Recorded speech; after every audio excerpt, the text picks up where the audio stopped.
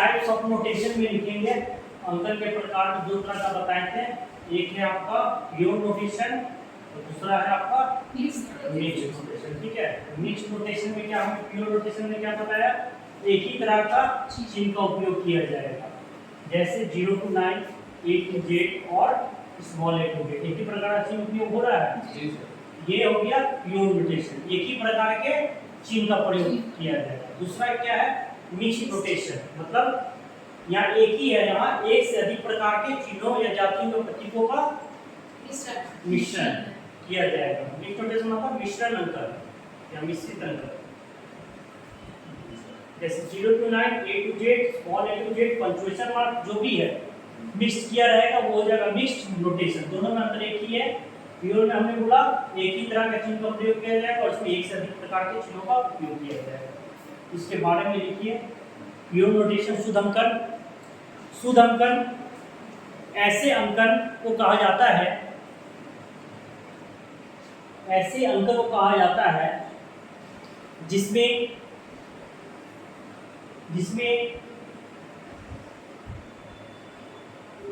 एक ही तरह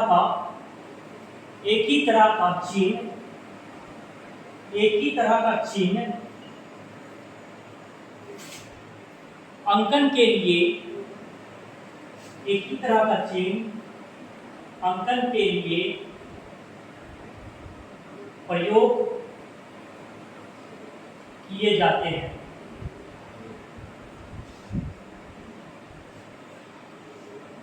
जैसे जो लिखवाए हैं 0 to 9, comma, capital A to Z, capital A to Z, small a to z।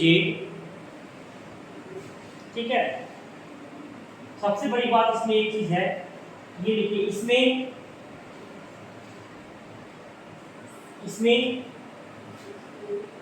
DDC प्रणाली में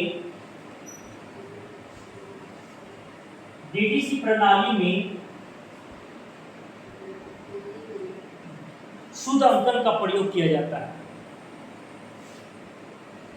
डीडीसी प्रणाली में शुद्ध अंकन का प्रयोग किया जाता है।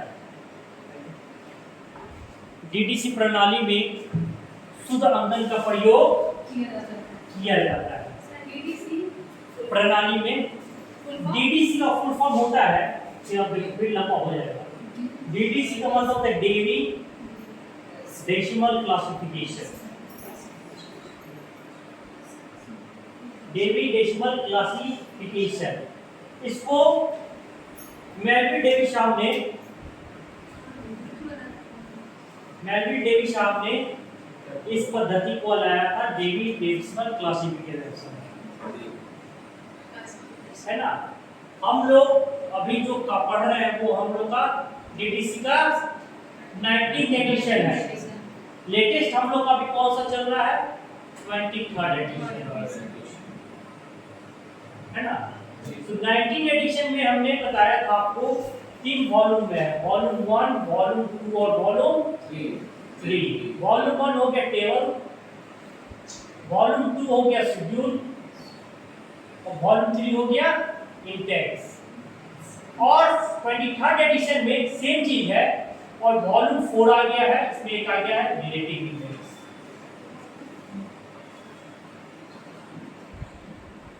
है ना। इसी से हम लोग डीडीसी के अंतर्गत में 7 टेबल है ना। इस 7 टेबल से ही हम लोग नंबर को फॉर्म करते हैं।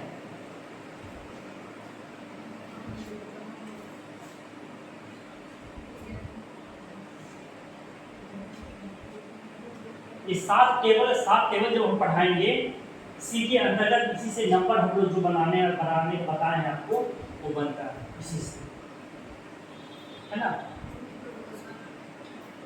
कोई दिक्कत इसमें नहीं। अगला जो हमारा है वो लिखिए मिक्स्ड नोटेशन, मिश्रित अंकन। मिक्स्ड नोटेशन मतलब मिश्रित अंकन, मिश्रित अंकन।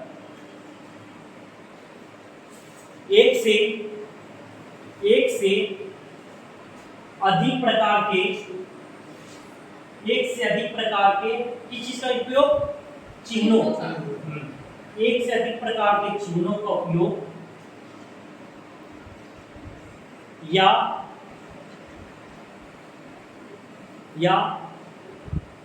एक से अधिक प्रकार के जातियों के प्रतीकों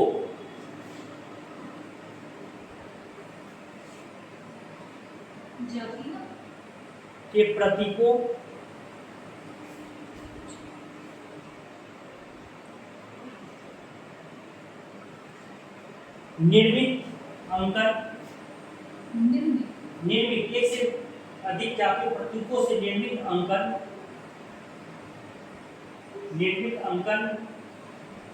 क्या कहलाते हैं, मिश्रित अंकन कहलाते हैं, मिश्रित अंकन कहलाते हैं। जैसे अंतर देखिए, प्योर नोटेशन में क्या है, 0 to 9 एक ही प्रकार का है, लेकिन मिक्स में क्या है, सब उठ के इसमें आ जाएगा, A to Z 0 to 9 और जितना सिंबल वगैरह जो भी है वो सब मिक्स नोटेशन के अंदर में आ जाएगा, लिख लीजिए। इसके अलावा भी जो भी चिन्ह का प्रयोग किया जाएगा वो किसके अंदर आ जाएगा, मिश्रित अंकन के अंदर, मिक्स नोटेशन के अंदर में आ जाएगा। ठीक है, अगला लिखिए, अगला अंकन के उद्देश्य एवं कार्य, शॉर्ट में आपको लिखवा देते हैं एक लाइन।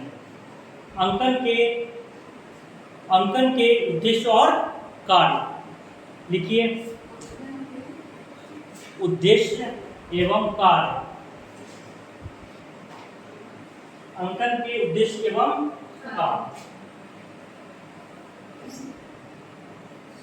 पहला नंबर में लिखिए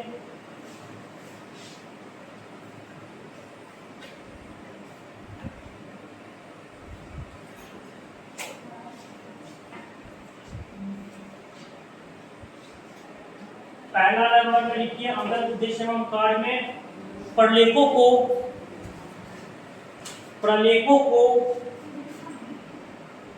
को सहायक अनुक्रम में व्यवस्थित करना, जो हमने अभी जस्ट पहले बताया आपको, प्रलेखों को सहायक अनुक्रम में व्यवस्थित करना।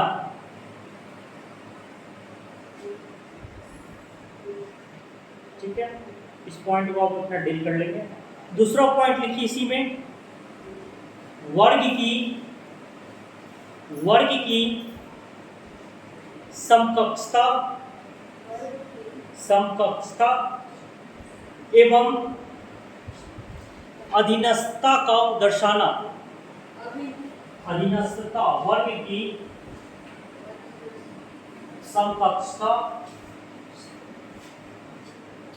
एवं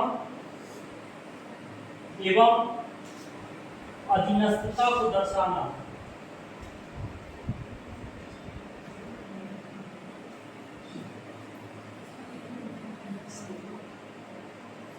ठीक है, अधीनस्थता को दर्शाना।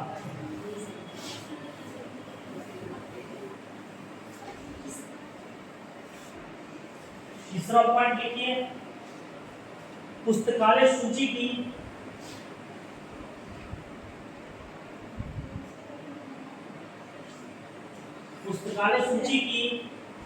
कार्यशीलता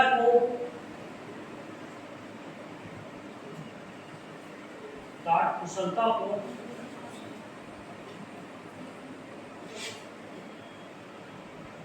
गति प्रदान करना।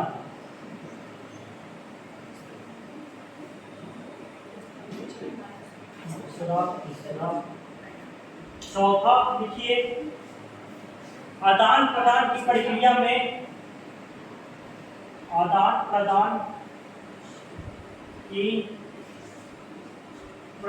में सहायक, आदान प्रदान प्रक्रिया में सहायक। पांचवा, पुस्तक संग्रह पुस्तक संग्रह कक्षों में, पुस्तक संग्रह कक्षों में विषयों की उपस्थिति को दर्शाना।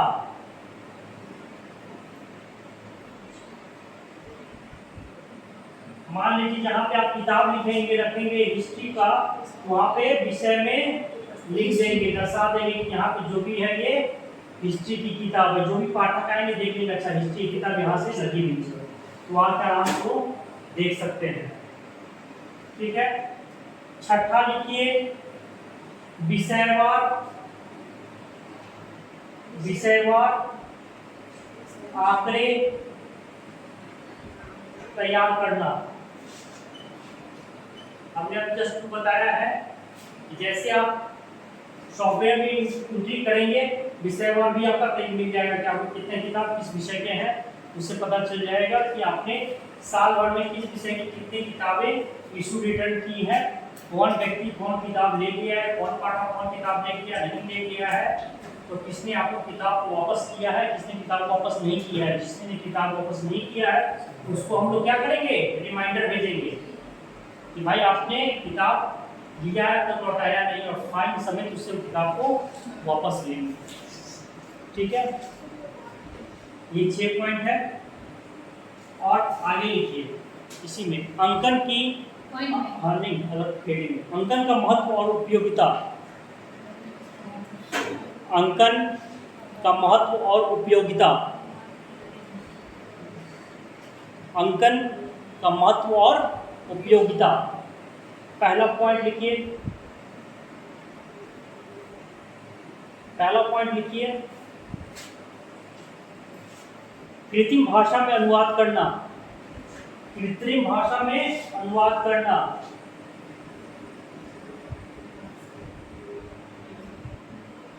कृत्रिम भाषा में अनुवाद करना। मान लीजिए कि आपके लाइब्रेरी में इकोनॉमिक्स की किताब आई, अब क्या करना है, इसको कृत्रिम भाषा में अनुवाद करना है। तो हमको क्या करना होगा, इकोनॉमिक्स की किताब जो है इसका नंबर क्या है 330। इस तरह हमको इसको अनुवाद करेंगे कृत्रिम भाषा में। तो यहाँ मान लीजिए टाइटल रहेगा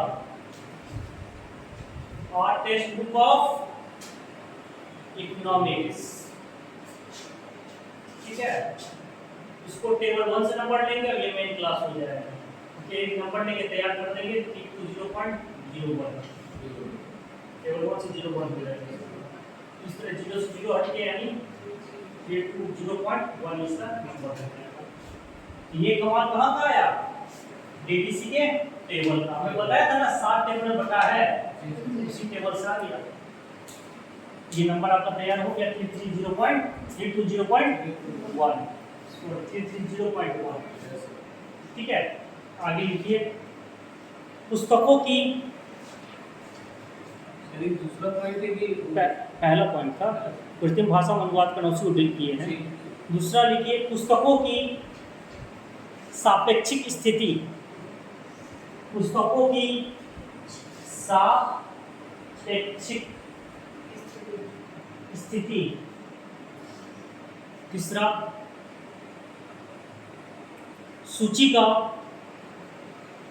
का वास्तविक उपयोग करना।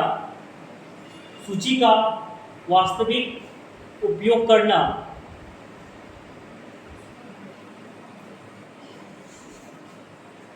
अगला लिखिए सही क्रम में पुस्तकों को व्यवस्थित करना। सही क्रम में पुस्तकों को व्यवस्थित करना।